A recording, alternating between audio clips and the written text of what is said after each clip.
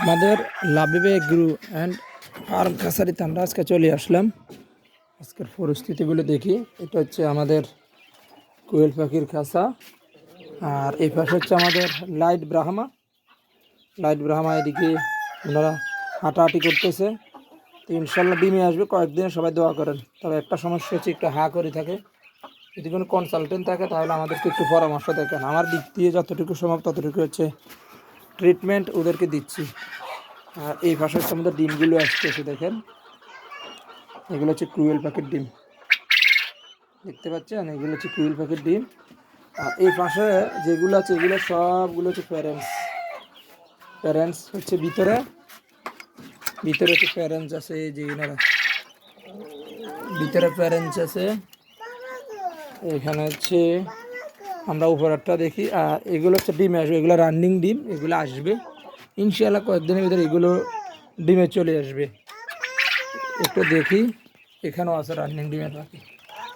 এই যে ওদেরকে আমি খানা দিয়ে দিয়েছি। আর এগুলো বয়স 40 দিন প্লাস দিতে হবে।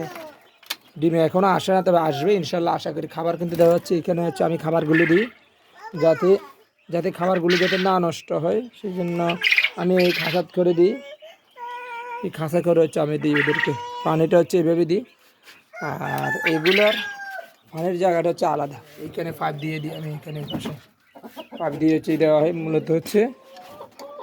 আর ওদের খাবারটা হচ্ছে আলাদা। যে কোয়েল পাখি, আমি নারিশের খাবারটা নিয়ে আসছি কুমিল্লা থেকে। এটা আমাদের মিয়া বাজার সচরাচর পাওয়া যায় না। এটা নারিশের খাবার কুমিল্লা চক বাজার থেকে নিয়ে আসছি। আর এই পাশে হচ্ছে এগুলো হচ্ছে আমাদের ব্রাহ্মা মুরগির জন্য এখানে রাখছি। এগুলো হচ্ছে ব্রাহ্মা মুরগির জন্য, এগুলো ব্রাহ্মা মুরগি প্লাস অন্যান্য মুরগিদের ব্রাহ্মা। এখানে ওদেরকে আমি খানা দেওয়ার পরে হচ্ছে খাচ্ছে, ওদের খাবারটা আমি একটু আলাদা দিচ্ছি। যেমন লেয়ার গ্রোয়ার দুইটা হচ্ছে আমি আলাদা করে দিতেছি। এই দেখেন এখানে দুইটা বাপ ব্রাহ্মা আছে, দুইটা লাইট ব্রাহ্মা আছে। আমি আসার পর মানে একটু দৌড়াদৌড়ি শুরু করে ওরা, নাহলে একটু ঠান্ডা থাকে। আর এইখানে হচ্ছে আমাদের ডিমগুলো কীভাবে গড়িয়ে আসে দেখেন। আমি এটা একটু ডালু রাখছি। তো এই খাঁচাটার মাপ সম্পর্কে অনেকে জানতে চাইছেন, কত টাকা দিয়ে বানাইছি বা কত সাইজ। এটা হচ্ছে লম্বাতে হচ্ছে 6 ফুট, লম্বাতে 6 ফুট রাখছি। আর পাশে হচ্ছে 2 ফুট থেকে একটু কম রাখছি, 2 ফুট থেকে, যেহেতু আমার এখানে জায়গা কম থাকার কারণে একটু কম রাখছি আমরা।